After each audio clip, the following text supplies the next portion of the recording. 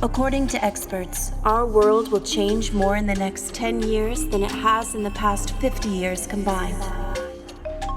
But what does it mean in concrete terms? And what does it mean to us as active citizens? What are our visions of possible futures where technologies can make an impact on the world as we know it and transform society in the not-too-distant future? What are the chances and challenges against the background of foreign policy and political participation? Disruptive technologies. Chances and challenges.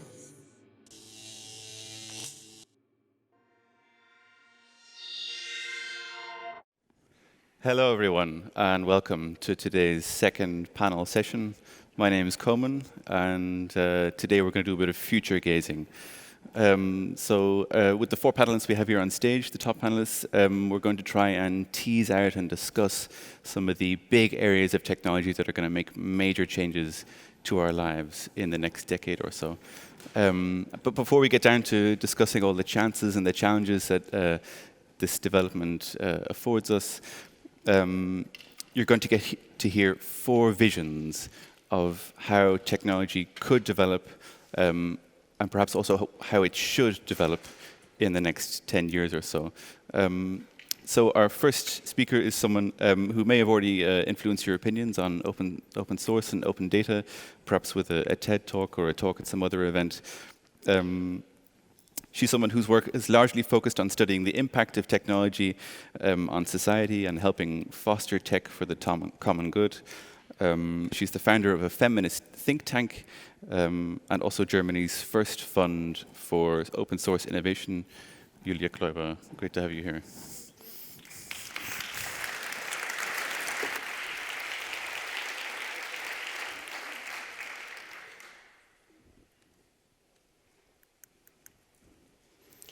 The world is a complicated place, and this is not going to change anytime soon. In the last few days alone, we've seen a slew of security issues come to light that affect WhatsApp, Intel processors, Cisco routers. That's basically everybody in this room in one way or another. The details are complicated and beyond the scope of this event, but headlines like these and dozens before them feed the nagging questions in the back of our heads. Can we trust our devices, our phones, our printers, our planes, our cars? Some might say we can't. Our phones spy on us, our social networks sell our communications to the highest bidder, our politicians are corrupt, our democratic institutions are inefficient, and our political unions are bureaucratic. It's easy to play a cynic, a knowing and begrudgingly compliant participant in a system that's somehow beyond our control. It's easy to surrender ourselves to a world headed for disaster. Of course your vacuum cleaner is selling your floor plans, everybody knows that. How can anyone be surprised? Our inability to understand the systems around us leads us to distrust into our technical infrastructure as much as into our democratic institutions or our scientific consensus. This mindset is toxic and cowardly. It's haunting our society. But instead of assuming that everyone is out to get us, we have to generally believe in the good in people and trust them to do the right thing. This is much harder than being cynic, of course, because it leaves us being open to being taken advantage of. But it's this trust that lies at the heart of civilization. Without opening ourselves in good faith, we can't cooperate. We can't form alliances. We can't form coalitions or standardization bodies. But we also have to be realistic, of course. As much as we have to trust in others that they do the right thing, as much as we have to trust in our own abilities to achieve what we set out to, we need to verify and crucially be able to do so in the first place. We need to make sure, or be able to make sure, that our phones are running the right software, the software they should be running. We need to be able to probe our printers for security problems and not being encumbered by DRM. We need to enable researchers to do their job if we want them to find security issues in time. But we also need our governments to be accountable if we want to maintain our trust in these institutions. So what do we need? In short, what we need is an open mind to collaborate with people, even the ones we might disagree with. We need open data so that a wide variety of people has access to crucial, important information. This promotes accountability, but also enables innovation and levels the playing fields in areas such as artificial intelligence. And finally, we need sustainable open source communities, communities where individuals, governments, for-profits, non-profits can collaborate on the systems that underlie our daily lives. So how do we get there? I want to give you 3 brief, very concrete examples that show us how we can move towards these goals.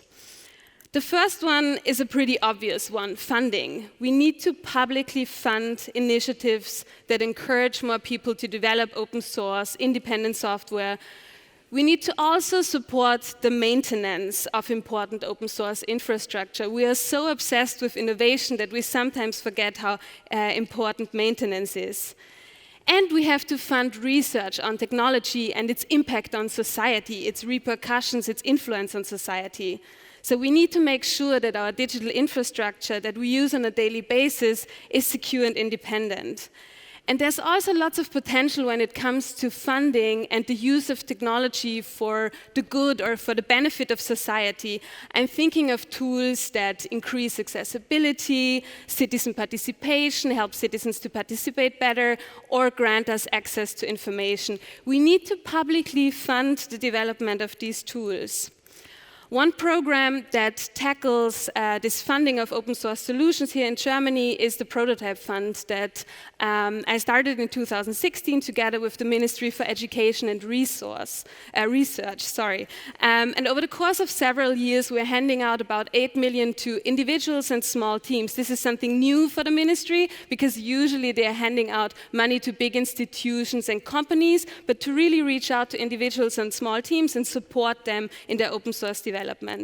We've had over 500 applications in the first round alone, so that shows that there's a high demand. There's a lot of people interested in developing open source infrastructure and digital social innovation. Our portfolio, just to give you some glimpse of what we're working on, stretches from civic tech, for example, air quality sensing, do-it-yourself air quality sensors, or visualizations of EU subsidies, to infrastructure tools or tools that improve diversity and inclusion. We have also some security tools that make it easier and better to encrypt communications, and we focus on data literacy. So one tool, for example, that we fund is a browser extension that lets you see who is tracking you, when and where. And when I'm talking about funding and open source infrastructure, it's of course also important to keep the infrastructure secure that we already have. And I want to mention a project that Julia Reda and the European Commission started in 2015. It's called the Free and Open Source Software Audit Project. What they basically did is they asked the European Commission, what open source software do you rely on a daily basis? And they listed this software and then listed bug bounties for every single one of them. So to encourage security engineers to find bugs in these softwares. What do we also need? To keep an open mind, we need to develop new tools that bring citizens together and help them to emphasize with people they might otherwise disagree with. Here's an example from the US. It's a citizen participation platform called Polis that is used in Taiwan, Canada, and other places. And it's a platform that's designed to find consensus rather than to divide people into their bubbles or echo chambers. The interactive crowdsourced survey tool can be used in order to generate maps of public opinion that help citizens, governments, but also legislators to discover the nuances of agreement or disagreement when it comes to public issues. Last but not least, we need a solid basis for all of this. We need free and open access to knowledge and information. We need strong laws and more resources to make, for example, government data available to the public, and better tools to not only access this information, but process it and make it readable for larger audiences. But opening up information is not only something that governments can do, also companies can lead. Here's an example from Mozilla and their project Common Voice. This is an open source speech recognition model and a voice data set that was first published in 2017. And why am I mentioning this? Because voice is a very proprietary market. There's Amazon's Alexa, Apple's Siri, Google Duplex, like 3 companies at least in the English-speaking world that dominate the market. And all of these data sets are closed. So if anyone wants to do some innovation in this field, it's very hard. So Mozilla opened up or crowdsourced a voice database. And I'm gonna stop right here. There's many more examples. This is just 3 examples. And I want to add to what Minister Heiko Maas said today in his opening address. He said, free and open societies need a free and open internet. I believe that we have to expand this. We also need access to information, and we need free and open tools so that we can make use of the world and use the digital world and the internet. Thank you so much.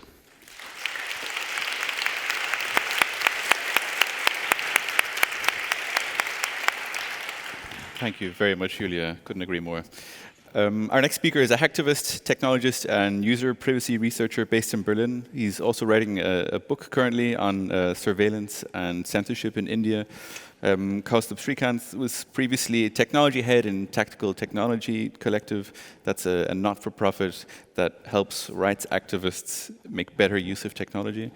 Among his accolades as a technologist fighting for more public good, he helped develop an online learning platform that offers digital security training courses for human rights activists. Kaustubh Srikanth, great to have you here.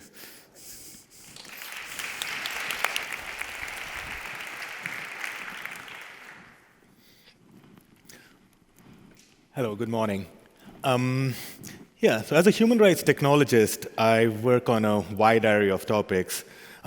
Those include building and managing complex technical systems that support human rights advocacy work, digital security and privacy education for activists, and researching internet surveillance and censorship.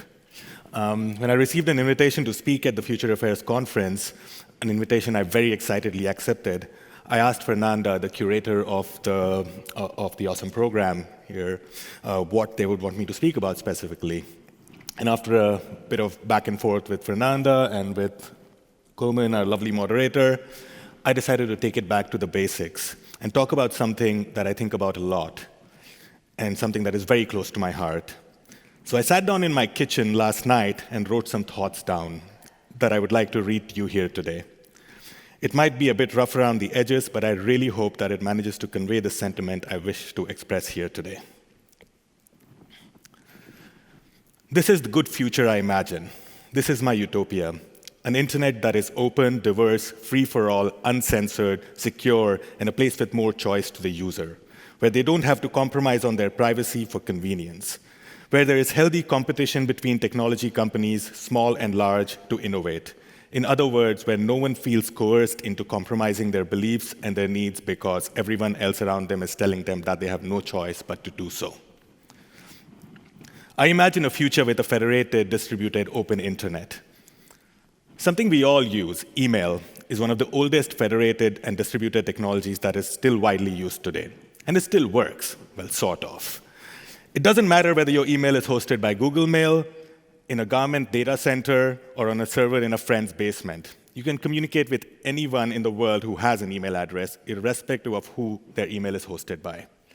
This is possible because it relies on open standards and is not a proprietary closed ecosystem that one corporation controls. I would like to see this happen with every other technology or service that we communicate using, collaborate, and share information on. I don't want to be forced into creating a Google account to edit a document on Google Docs that someone shared with me. I want to be able to comment on a friend's public Twitter post using the account I already have on an open source Twitter alternative such as Mastodon without being forced into creating a Twitter account. In the past, we have seen large corporations make some progress towards a federated internet, only to backtrack once they have a large enough user base and then lock their users into their proprietary closed ecosystems. One example of this is when Google launched their first messenger service, Google Talk, in 2005. They used an open standard called XMPP, more popularly known as Jabber. This allowed non-Google users with Jabber accounts on other smaller Jabber service providers to communicate freely with their peers who chose to use Google Talk. Google discontinued their support for XMPP federation in 2014, thus forcing the non-Google users to either create a Google account to continue communicate with these peers or find other ways to keep talking to them. So where are we now? We are living in a present where large corporate monopolies have massively concentrated power. They are becoming gatekeepers of huge amounts of priceless data that we produce. They are building algorithms to analyze this data, recognize patterns, and turn it into information that gives them the power to influence our society and politics. Misuse and breaches of this data have already caused some havoc. We are starting to see the negative impacts of such information silos. For example, how Cambridge Analytica harvested data from millions of people's Facebook profiles without their consent and used it to influence public election during the last US presidential elections, the Brexit vote in 2016, and the Mexican elections in 2018. In reacting to the problems brought on by these information silos, governments copy them by asking for backdoors into their closed systems. In the recent past, the governments of US, UK, and India have all tried to bully Facebook and WhatsApp into introducing backdoors into their end-to-end encrypted communication platform. Earlier this year, the Indian government tried to mandate backdoors in encrypted communication platforms with proposed amendments to India's Information Technology Act, which would require internet companies to take down content deemed inappropriate by authorities. Such backdoors would put the privacy of millions of users at risk from governments that have antagonized minorities and dissidents in the recent past. And there are many more implications beyond government surveillance concerns. The future dystopian impact of aggregated data of billions may have implications we haven't seen yet. As Shoshana Zuboff puts in her latest book, The Age of Surveillance Capitalism, and I quote now, "Surveillance capitalists asserted their right to invade at will, usurping individual decision rights in favor of unilateral surveillance and the self-authorized extraction of human experience for others' profit." So how do we get to this good future that I imagine? I'm a human rights technologist. People in my field, technologists, activists, and policy advocates are and have been aware of these risks for a long time now. But it often seems as though policymakers aren't listening to or do not make the space and time to understand the importance of this. But there is no reason why we cannot sit down together in a room, talk, and work on these issues together. Social media giants like Facebook have clarified their willingness to work with policymakers to address these faults, well, despite spending literally millions of dollars lobbying to avoid oversight. Ultimately, there is a political or policy solution, and I'm now addressing the policymakers in this room and saying this is up to you. The window of opportunity for opting out of these systems is closing fast. There may be a time in the near future where to view pictures of your grandchildren, you have to be on Facebook. To get an invitation to social events, you have to have WhatsApp or Facebook. Your ability to discern between levels of privacy and convenience will collapse, and you will no more be able to avoid handing over large quantities of personal data than you can move into an isolated cabin in the woods.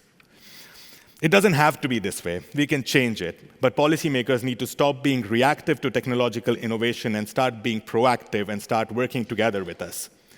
The solution may be to break up these monopolies and force federated open standards on the internet, or incentivizing corporations to federate using open standards. But we can figure this out together.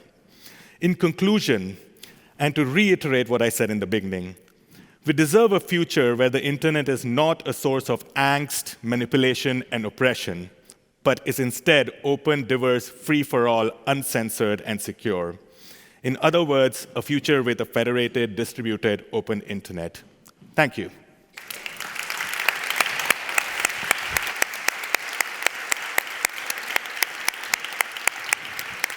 Thank you very much, Kaustubh. Thank you. Really enjoyed that.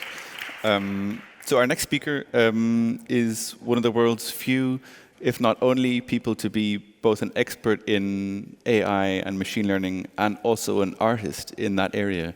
As a fellow at both the Harvard Kennedy School and the Mozilla Foundation, her research focuses on AI ethics and how patterns are used to create trust in social media networks. I was lucky enough to see her on the main stage at the Republica event earlier this year, so I know we're in for a really fascinating talk right now. Please welcome Caroline Cinders.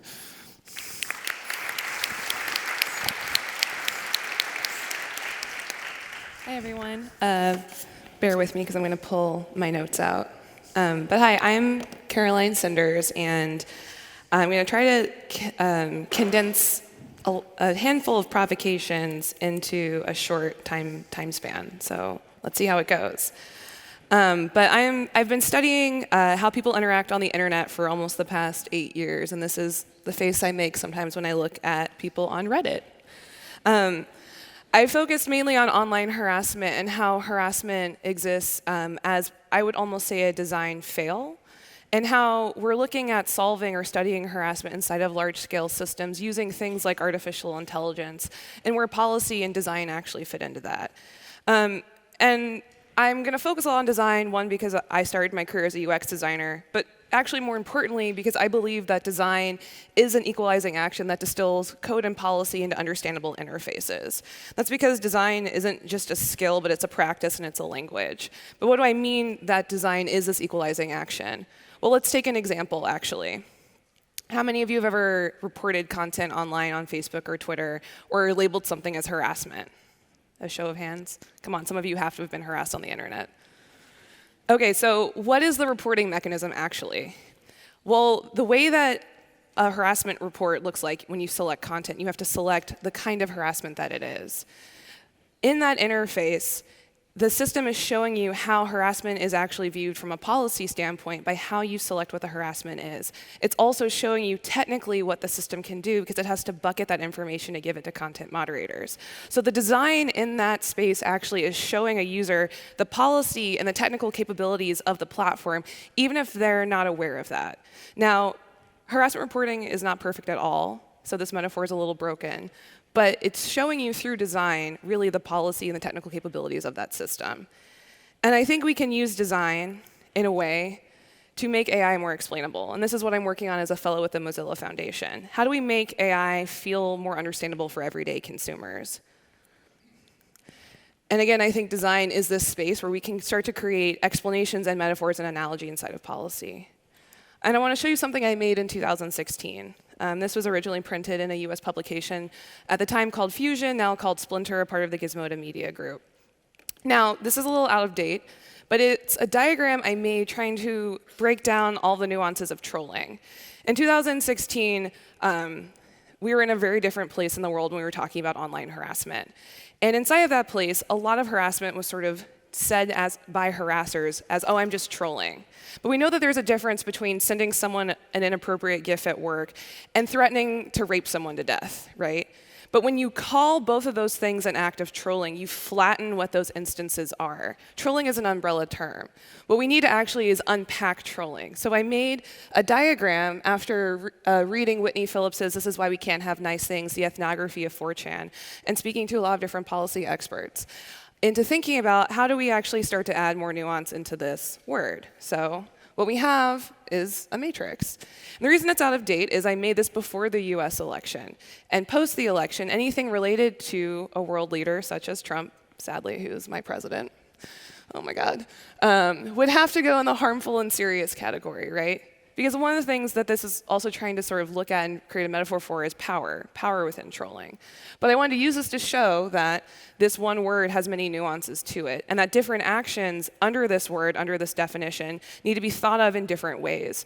Some things are less serious and maybe a joke. Should that be viewed or seen under policy in the same way as a rape threat? No. Also in my work, I like to try to break down ideas into buckets, I'm sure, as you've just seen. This is something I made for a presentation for a bunch of design students trying to explain what doxing is.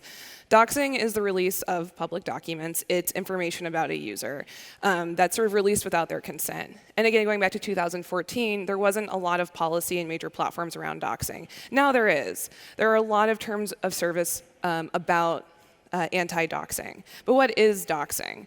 So I tried to break it down into what I thought were bite-sized chunks and thinking about how you could actually explain doxing. And this is where I think design is really important. How do you take a large concept and try to unpack it? This is another provocation I made in 2016 after spending 3 years studying Gamergate, which was an online harassment campaign against women and marginalized groups in video games. And a lot of the harassment took place across many platforms. So it really sort of galvanized on Twitter.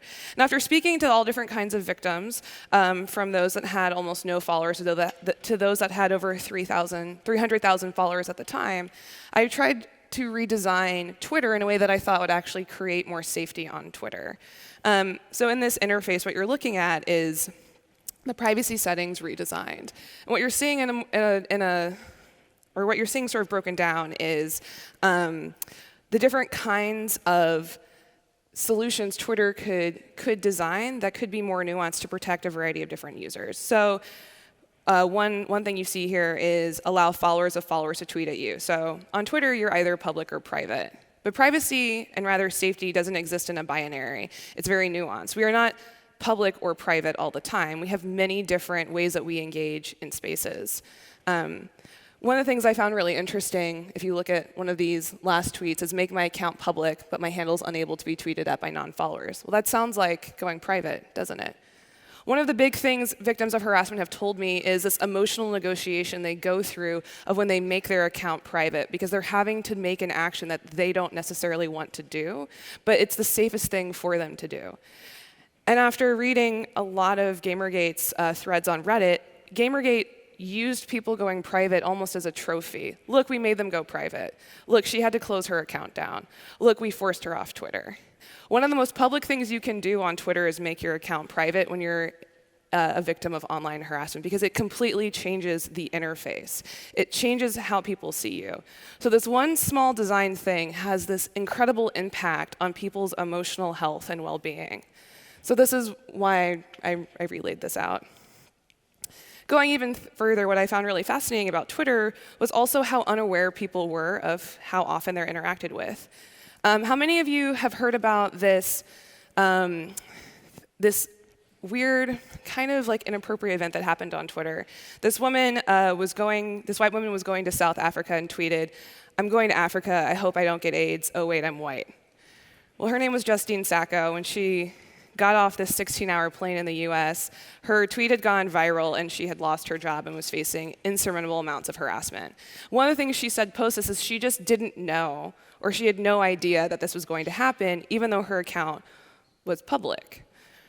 How could this happen? Well, the system of Twitter sort of treated her as just a noise, a bit of like data that no one interacted with inside of a very noisy system. The feedback she was getting as a user from Twitter is while she was public, she felt really anonymous, even though she wasn't. And what this sort of, I think, kind of shows is that a lot of people, I didn't even change the slide, sorry. A lot of people are unaware of how non-followers are actually interacting with their tweets, right? They have a lack of awareness of, even if they're totally public and they have low interaction, that tweet at any point can go viral. So one of the things I wanted to add was, can we start to show data for users about how much their tweets are interacted with non-followers? And going even further, building off this other idea I had, what if we added more nuance to Twitter? What would it look like if we could start to design conversations that can have levels of what I call semi-privacy or being semi-public? And as a designer, I think it's important to think about this. What kind of conversation are you designing for? So when we talk about a space of semi-privacy or being semi-public, what could that look like? Well, what that could be is turning something like replies off. That could cut down on a lot of harassment. We could do something where you could select different users. That exists on Facebook with Facebook lists. Well, it did until they, I think, removed it recently. Or you have something where it's just followers only. These little things actually create different kinds of conversations and different kinds of groupings inside of Twitter. And the reason I show this is I'm trying to sort of make a case for how design is really culpable in the systems we create and the kinds of conversations we want to have. When we're talking about something like privacy, how do we explain it to users? Design is really necessary in showing people and creating spaces for different kinds of conversations. And so because of that, I think we can use design also in artificial intelligence. And I think within that, we can use design as a space for trying to create better kinds of systems around artificial intelligence.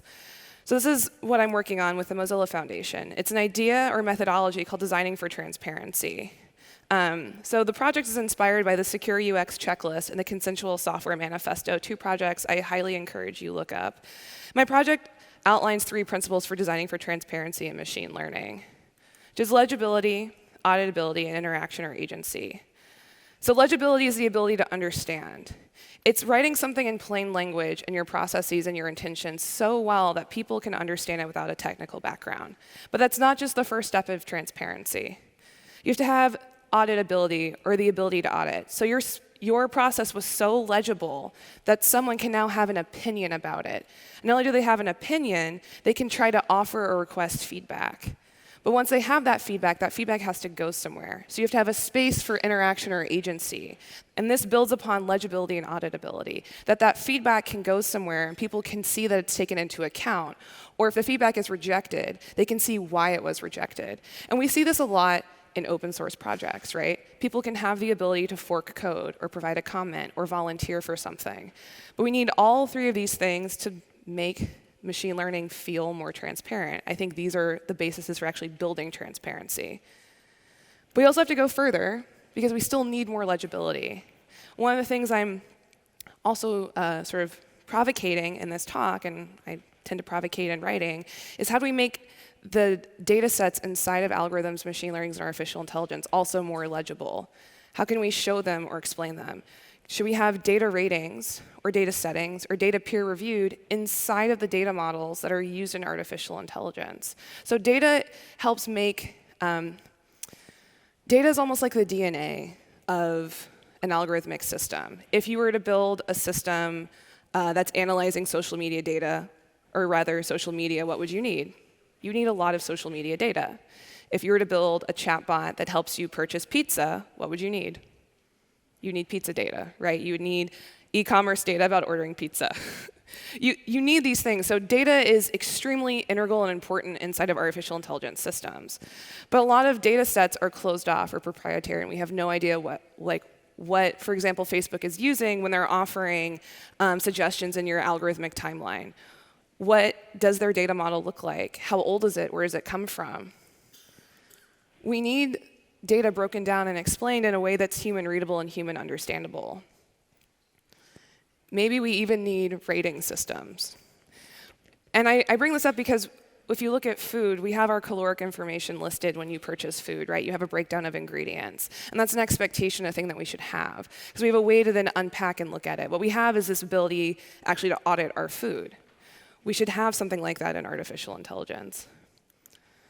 This is something I made for Harvard Shorenstein Center, Privacy by Design 19, a recent publication that's come out. And there's a really funny story I won't get into as to why I picked Spotify. But one of the reasons I show it to you here is Spotify is a consumer product, right? No one is going to die from my shitty music on Spotify. And the reason I bring it up is I listen to Spotify every single day, as a lot of people do. But I have no way to intervene in this one aspect of Spotify when they create algorithmic playlists, like Discover Weekly, another thing I listen to with a high amount of frequency. So why can't I intervene in this algorithmic space with a product that I use every single day? Why can't I have any readable way to understand how that product was made? Why can't I tell the tool what I want? I have no way as a consumer to intervene in that kind of algorithmic system. And why? It's a consumer tool, right? It's a consumer product. Why can't I exist in it somehow? So, like writing code, I view design as this necessary tool to help me interact with the internet. And more importantly, I think design is as political as code and policy. Thank you.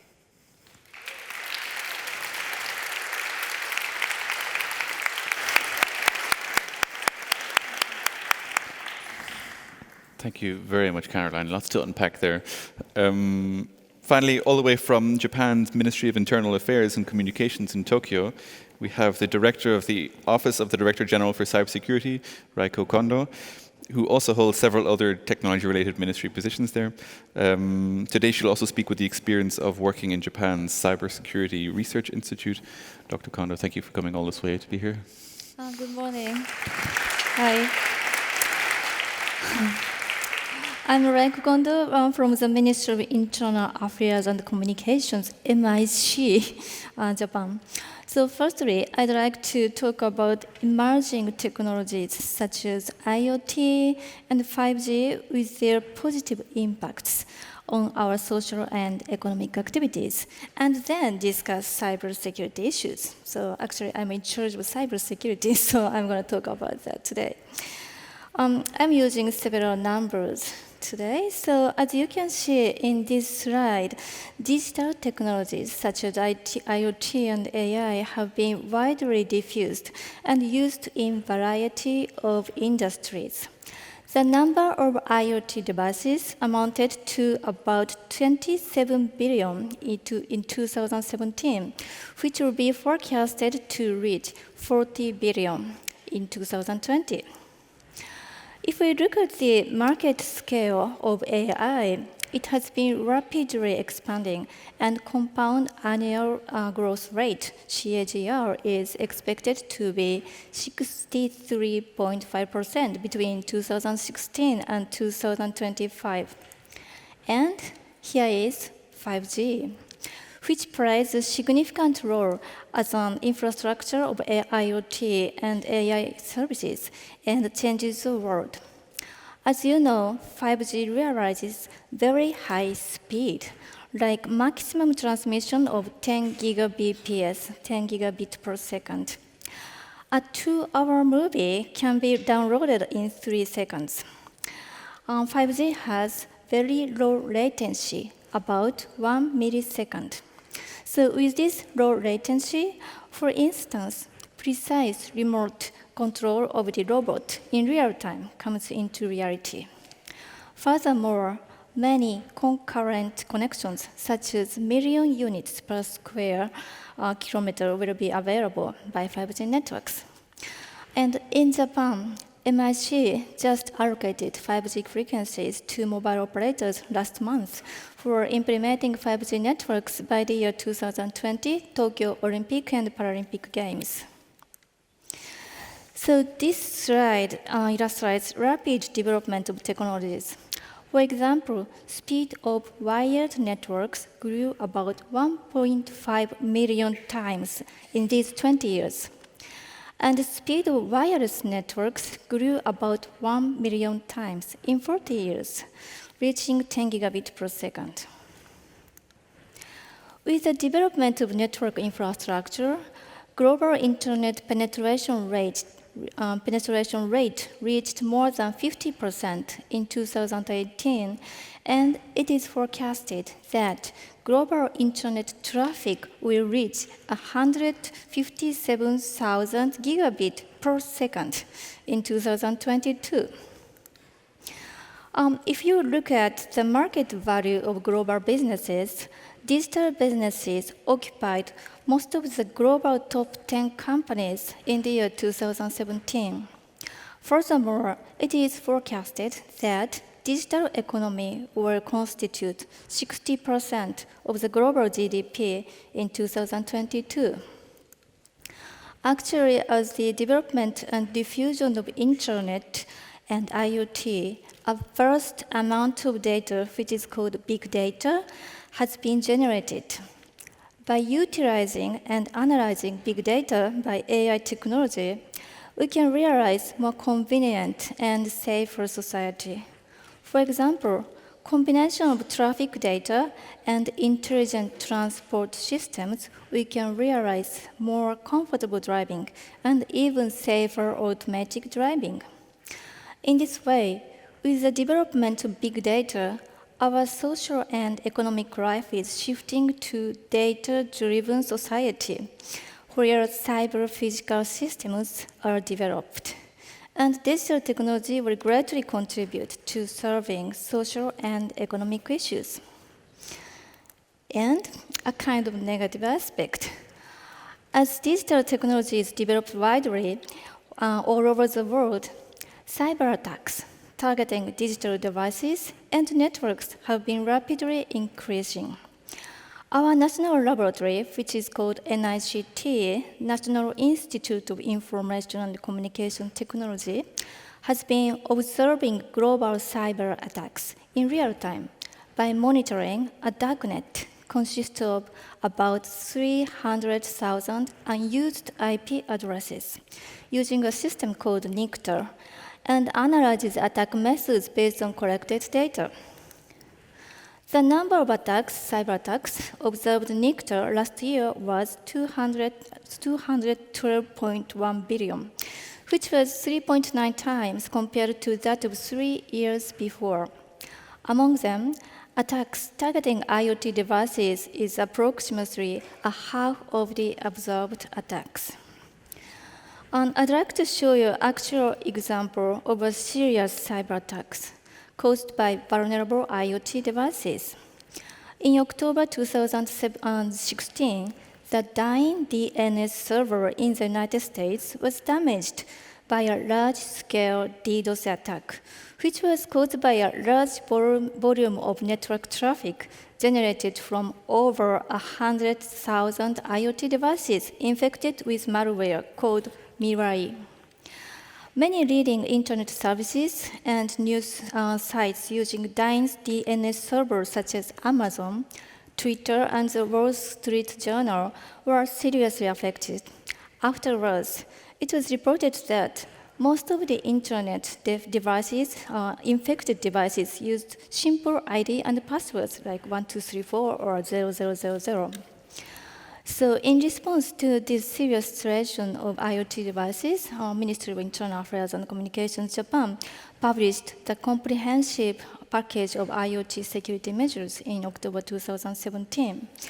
The security measures consist of 5 areas, and among them, I'd like to talk about MIC's efforts regarding measures on IoT device vulnerabilities.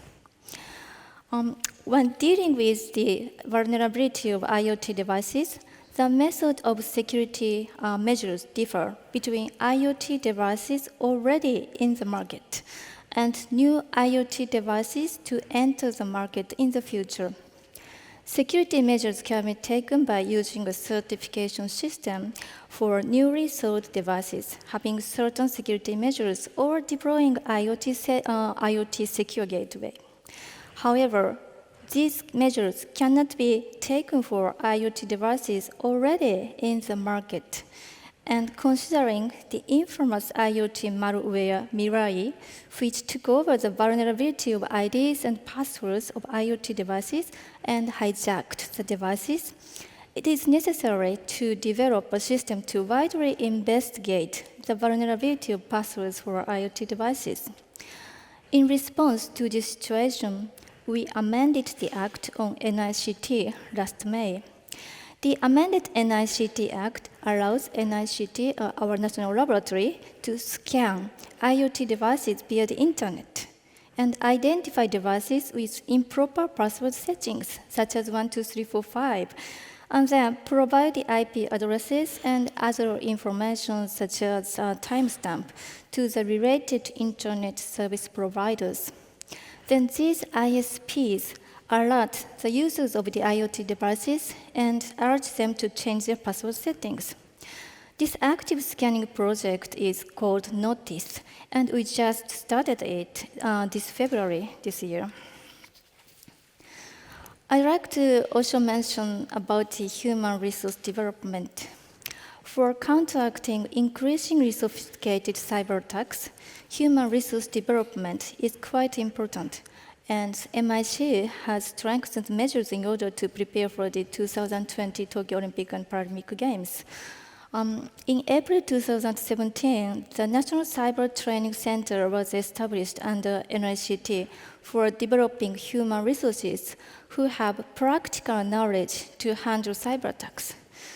We are conducting 3 types of training courses. I'm sorry for the small characters, but we have 3.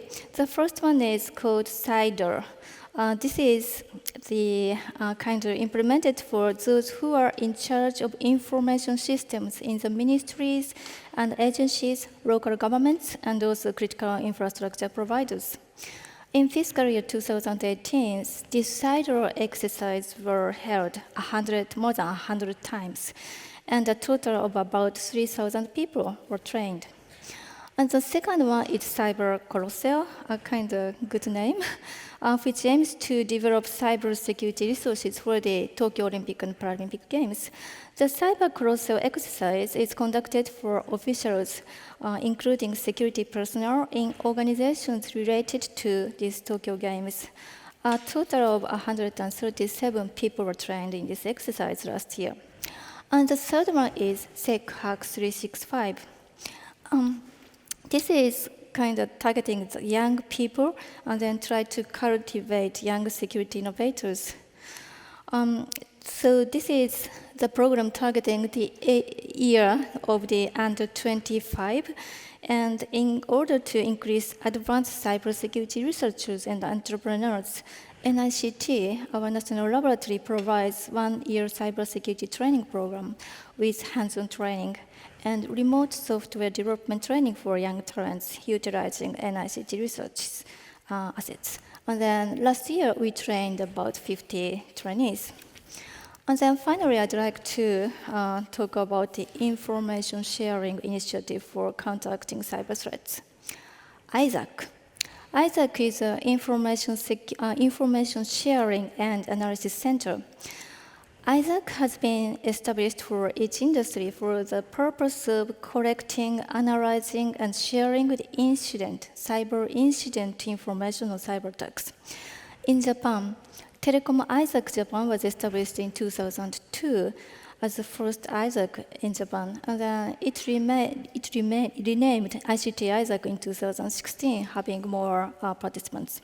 So far, financial ISAC and electric and J-Auto, software and health ISAC have been established, and transportation ISAC is under preparation. Since cyberspace is global, it is quite important to strengthen international cooperation for counteracting cyber attacks. So actually, MIC has been initiating international cooperation between US IT ISAC and ICT ISAC Japan since 2016. And then we organized the Japan-US collaboration symposium in Tokyo about these ISACs. So we really would like to expand this activity to other countries, and then we really believe that international cooperation is essential for counteracting the increasing cyber attacks. So this is all of my presentation. Thank you very much.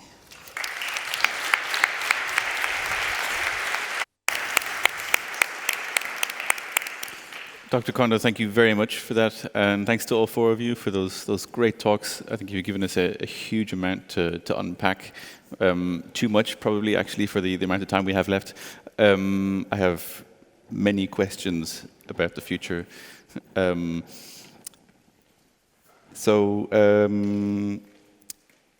To start, I wonder, so speaking of questions, actually, we will have time for questions at the end of the session. So if anyone has a burning desire to ask something specific, don't hesitate to raise a hand. I'm sure we can get a microphone over to you. To start us off, though, we've just seen 3 of the world's biggest elections take place.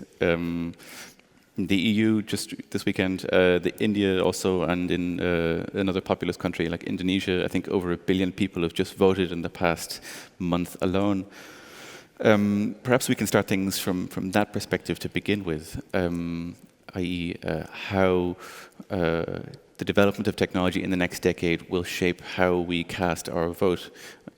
So Costa, maybe you can help us get started here, because I know you've done a lot of research in technology in India already. Did you see technology playing a major role in the run-up to the election we've just seen in India? Absolutely, yes. Not just these general elections that just concluded where Narendra Modi won his second term, but also the previous general elections when BJP, led by Modi, won in 2014. The BJP and Narendra Modi have probably been the most organized in how technology and social media have been used in election campaigning, and then later within governance in India. They very effectively used during both the last two general elections. Facebook, Twitter, and WhatsApp to disseminate information which was, BJP's campaign or BJP's propaganda. A lot of, can't talk about Indian elections and not talk about fake news. Modi has, for the first time in the history of India, there is, for as long as the internet has existed there, he's the first prime minister who actually has an app. There's an app called Narendra Modi, which is one of the most downloaded apps on the iOS App Store and on the Google Play Store, which basically gives you up-to-date information about what Modi is up to, what the BJP is up to, what the government is up to. And mind you, this is a prime minister who has never, until about a week ago, done a public press conference in the last 5 years that he's been in power. But just to quickly, one more thought on that, and in terms of how information has been disseminated, and talking about what I said about fake news earlier. I've been reading this, I just got my hands on this morning. This is a Neiman Foundation article where they look at various different research reports that have been conducted on, fake news and elections in India and also in the EU. And it turns out more than a quarter of the content that is shared by the Bharatiya Janata Party, the BJP, Modi's party, is junk news. And about a fifth of the content shared by the Indian National Congress, the largest opposition party, who were, of course, reduced to a minority in the parliament or in the last two general elections, is junk news. And this information is being consumed and then shared indiscriminately by consumers of this information, because a large percentage of new internet users in India are so new to social media, they don't understand the concept of what bogus content is. And another thing this states is that, being the first to share things in their circles gives them a rush. So they just will share anything that is being said to them. And this, of course, is how a lot of this propaganda was spread during this election campaign and the previous one. So to bring in maybe a bit of a contrast from the EU, one of the most recent Austrian president elections, and I'm sure you'll remember this better than me, Julia, I believe the presidential election had to be delayed because they couldn't get envelopes to fold properly.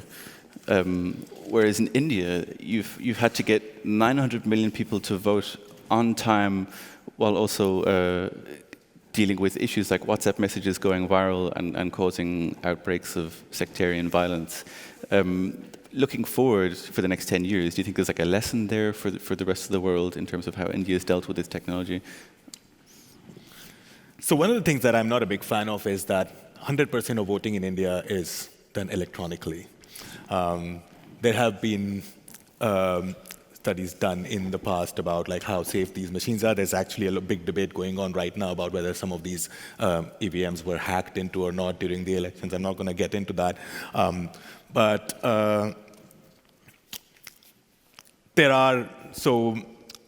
as somebody who lives in Germany with an Indian passport, unless I go to India, I cannot vote. There's a new bill which may allow proxy votes in the future, but there's also a lot of talk about giving non-resident Indians the ability to vote online. So that's where things are heading in terms of technology and elections. And I think also the Election Commission, which is this really archaic body that has been conducting pretty free and fair elections in India since 1950, do an absolutely awesome job. I actually have a lot of respect for the Election Commission of India, because they actually managed to get 900 people to come out and vote over a period of 6 weeks with very little violence or,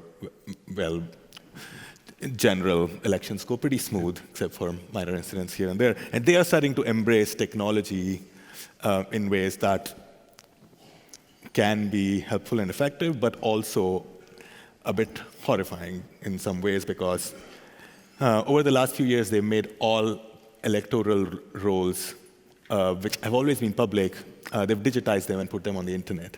The scary bit here is that now you can actually go on the internet, type my name in, and if you kind of know where I'm registered to vote, you will have access to a bunch of demographic information about me, including my address. Wow. So that's the scary side of how technology is being used in elections, but also at the same time, Election Commission, in the last elections, have been able to get useful information out to voters about, well, right, where they need to be and how they need to go about making sure that they can get their vote in. So what about the issue of misinformation then? And perhaps this is something where we can bring in the rest of the speakers here. Because this has been a major one for all elections since basically the US in 2016. And we've seen some measured response from social media platforms.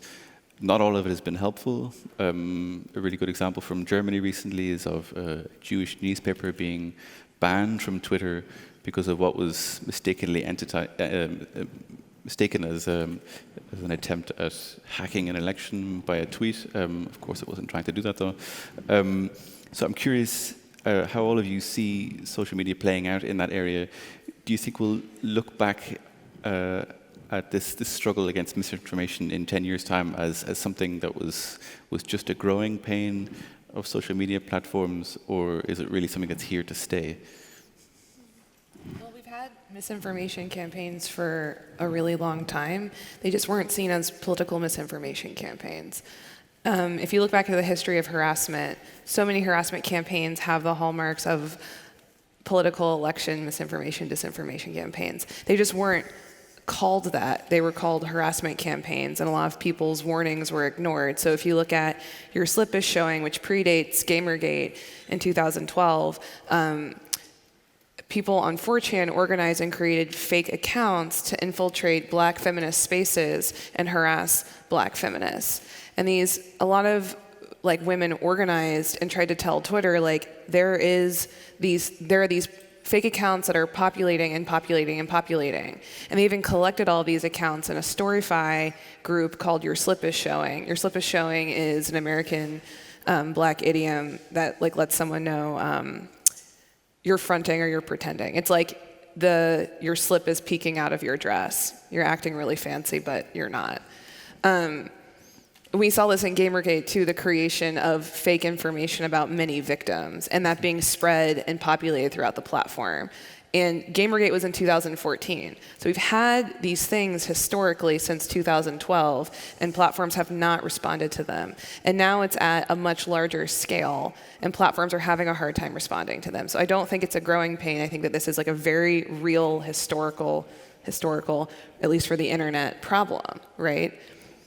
So I think a lot of this comes down to, honestly, how platforms are designed to look at content and the inadequacies they have around content moderation and how they look at and respond to content, how they respond to content that's not written in English, which a lot of platforms really fail when harassment or misinformation or any kind of policy breaking happens in a language that is not English. Mm-hmm. So I think this is a major, major problem. Mm-hmm. And platforms are incredibly slow right now to responding. Well, I'm in my work looking at what information do we have and how can we share and spread this information better.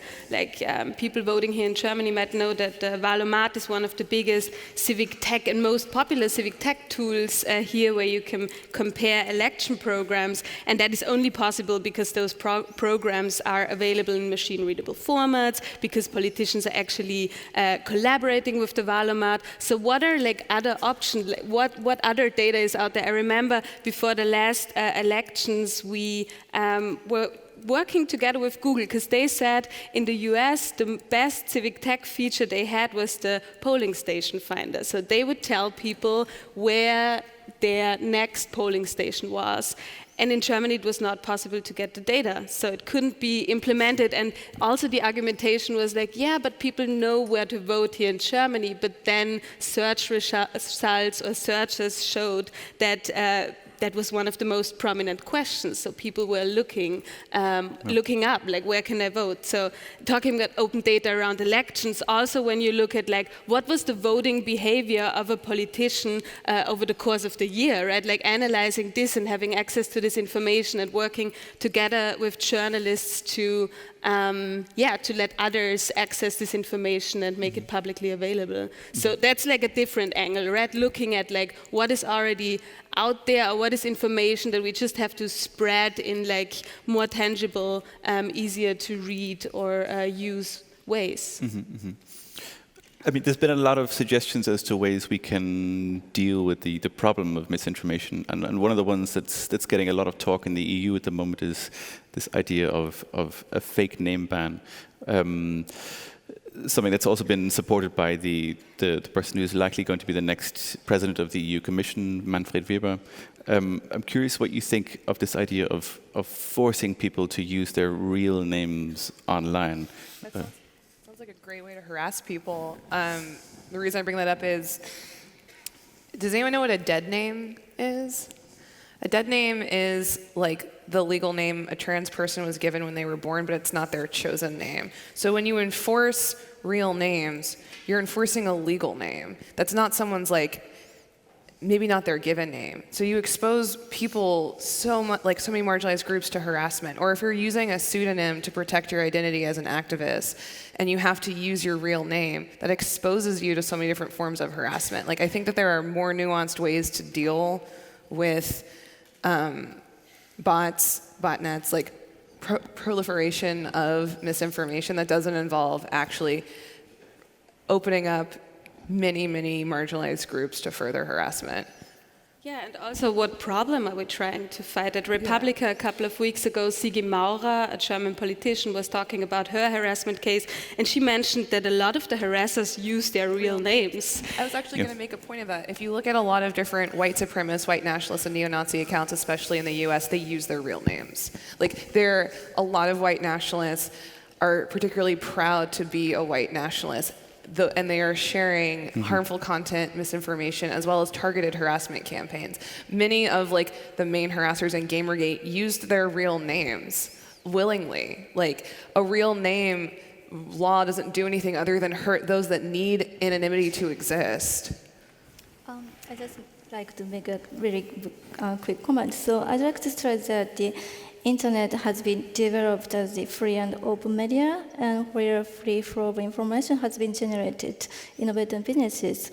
And then I would say sometimes anonymity may be helpful for doing kind of accusation thing.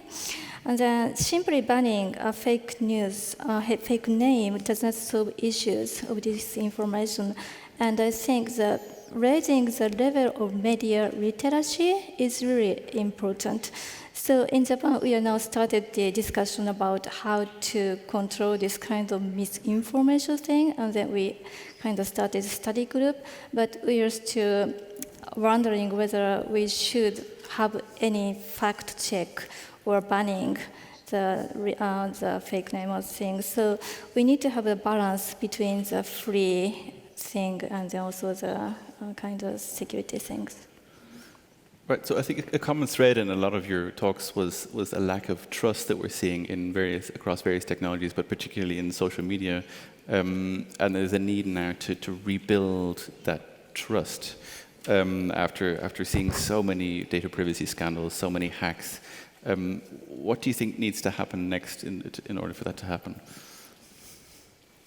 I think that there's so much to unpack there in that question. Like, for example, how are we defining trust? What is your definition of trust? In my research project at Harvard, we're using a definition of trust that is defined, and I forget it's a definition from a psychologist in the 1960s, and I'm blanking on the psychologist's name, which is awful of me. But it defines trust almost as a transaction. It's an agreement that you have between yourself and a platform, an entity, or a person, that they are going to do something in your contract that they will abide by it. So in the case of friendship, for example, trust may be that I am keeping a secret for you, and you are trusting me to keep that secret, but the secret is the keeping it is a contract, right? Like it's you and an entity and an action. It is not a passive relationship. So trust with a platform could be, I trust you to hold on to my data, or I trust you to tell me truths. And the truths could be like how you're actually using my data, how you respond to online harassment, how you respond to content, and that you regularly deliver and show that that contract is enforced and held, right? So what is trust within a platform? What is a trust that we have with Facebook? Well, the trust is broken if we look at how they talk about, how they do things, right? They're very opaque. That opaqueness, grades trust. Cambridge Analytica is a trust degradation, right, of how they handled people's and consumers' data, right? So I don't know if trust should be rebuilt in platforms, because I think instead of focusing on trust, we should probably also talk about policy and how they create policy, how they adhere to policy, and how that policy is sort of replicated across geopolitical spheres. What is the policy that they have for misinformation in the US versus India? Is it the same? Is one treated or emphasized more or less than the other?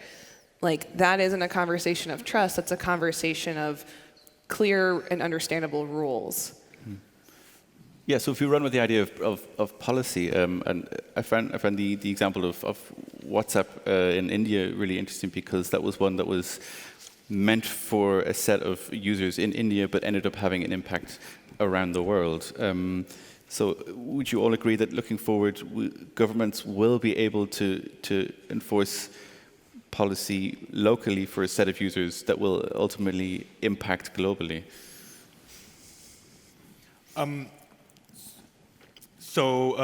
What I mentioned earlier when I was doing my little talk is so the Indian government tried to change what are called the IT rules of the Information Technology Act, which basically they were proposed.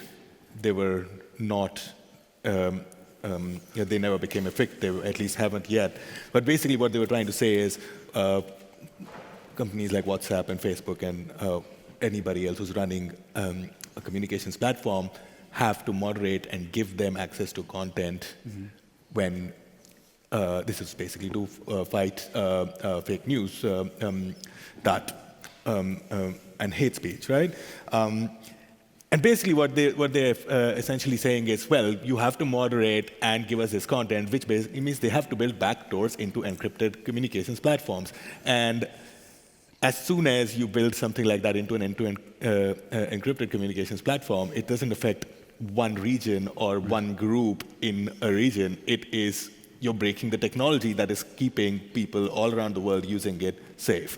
So yeah, one government actually changing policy to enforce something like that and bullying and arm twisting a corporation into opening up their secure encrypted system, it's basically broken the system for everybody all around. So that's when you basically have to walk away and go, no, this is not something we can use anymore. Now we're going to open this up to the floor in a few minutes, so I'd like to invite you all to start thinking if you have a question or a remark for anyone on stage. But before then, I'd still like to bring up the issue of AI before we end this session.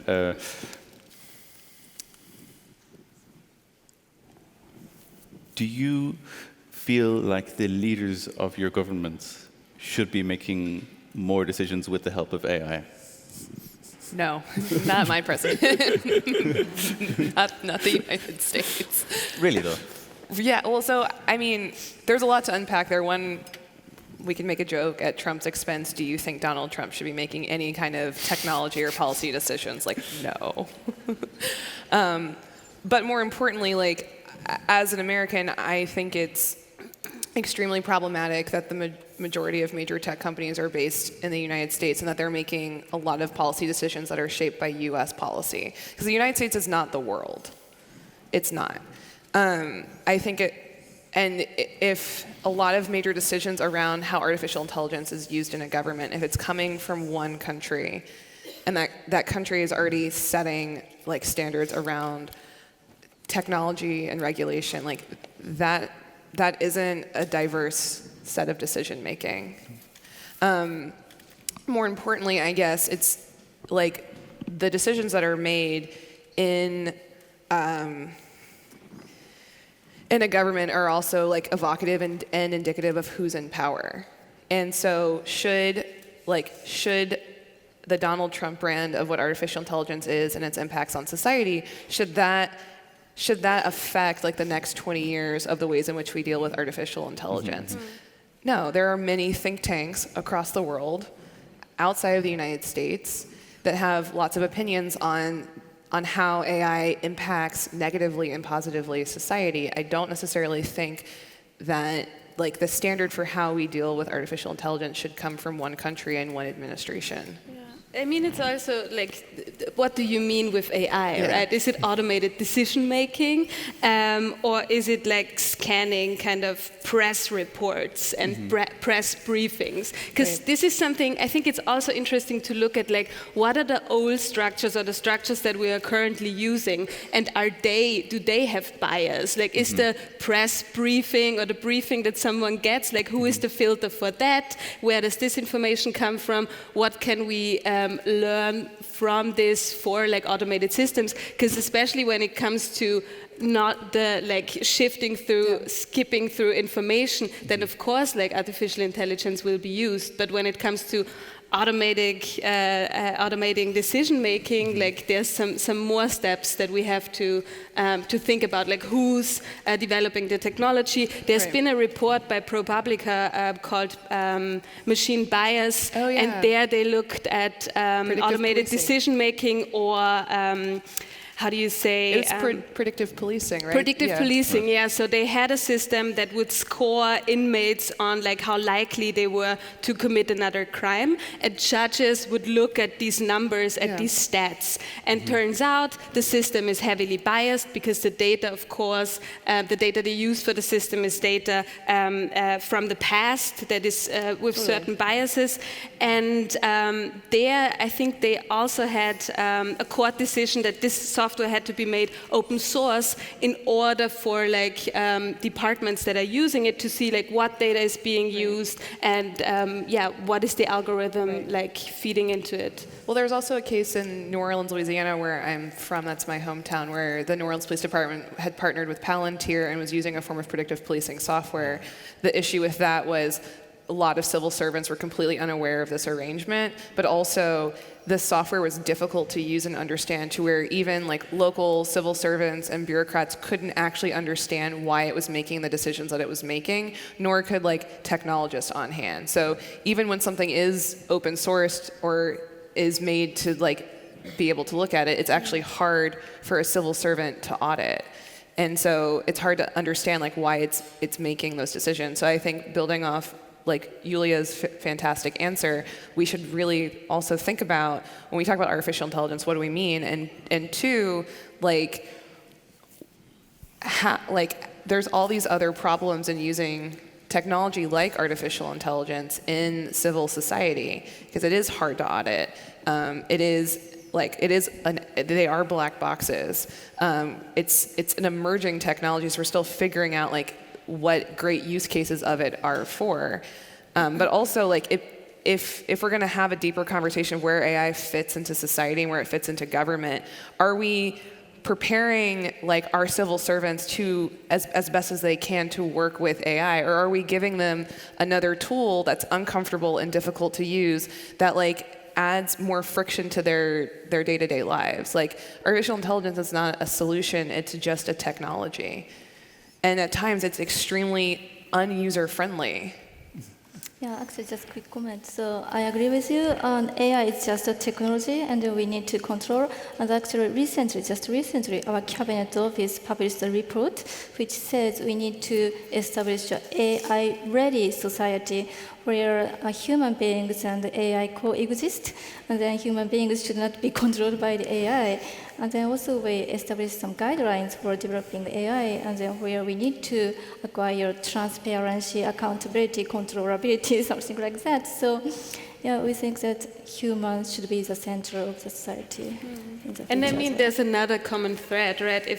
If technology is the answer, like, what is the question? Like, this kind of notion that we're asking, like, hey, should we use AI for that? Like, to put the technology at the center and not the problem that we're trying to figure out or solve, or maybe we don't even need technology for a lot of problems or very benign technology. So this kind of notion of, hey, there's this new technology, so, and now what are the fields that we can apply it to is counterproductive, I believe. So building off that, actually the city of Amsterdam does use artificial intelligence in part of their processes, but it's to help sort like 311 calls for when people like are reporting like, oh, a tree has fallen, needs to get picked up. So artificial intelligence is used to help just bucket phone calls, and then a civil servant goes in and like looks at how things were bucketed, but it's used as like this very basic organizational tool around sort of fielding requests.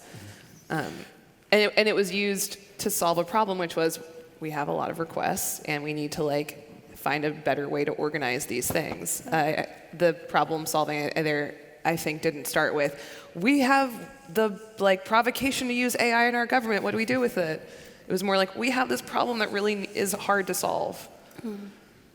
Thank you all very much. I would love to keep this conversation going about AI, but I wonder if there's a question from the audience to wrap us up. The gentleman over here. Do we have a microphone?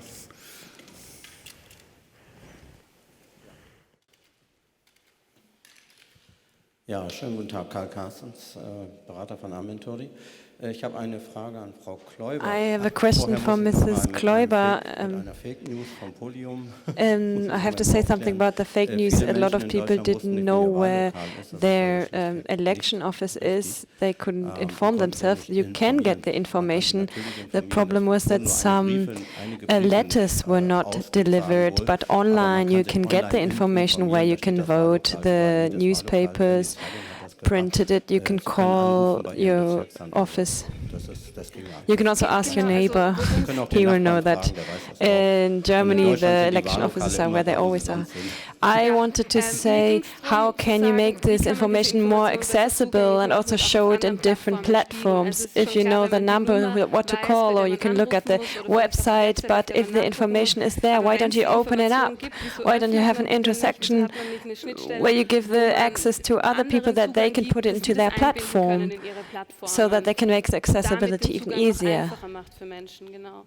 That would also be a good idea. Then you should ask the platform why they don't do the effort here. That would be an idea.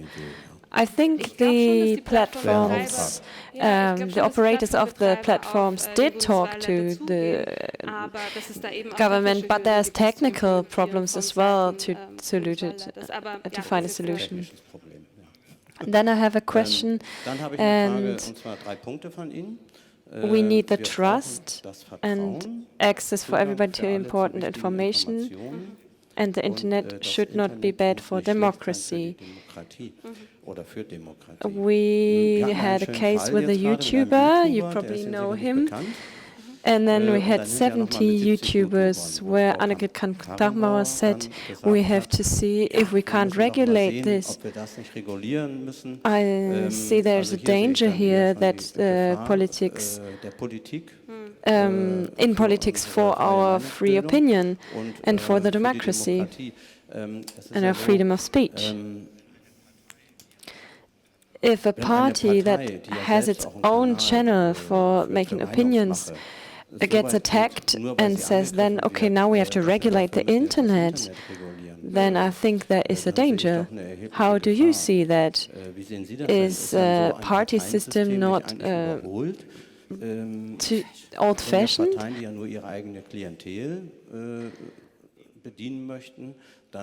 If they want to regulate the internet, is it not a bad sign for the democracy? Because then we don't need parties anymore. Don't we have to think about different things then, about other systems? Ich weiß nicht, ob das Parteiensystem I'm not sure if you think that the party system is old-fashioned. This is a longer answer than I can give you in this framework right here. I am of your opinion. I think it's crazy to say we have to censor here because people use the internet as a free exchange of opinion over YouTube. And they use data and facts, what has happened in the last years, and this led to the fact that more and more people got interested into the elections to look back at what were the promises, but also what has been done in the last years and been implemented. So where are the gaps? Where do the scientists say something different than the politicians? I don't know. Thank you. So we need to create more transparency. We'll have to leave it there. Dr. Kondo, Caroline, Kostub, Julia, thank you for those great talks. We're over time now, so we have to leave it there. I would love to keep asking questions. Thank you very much.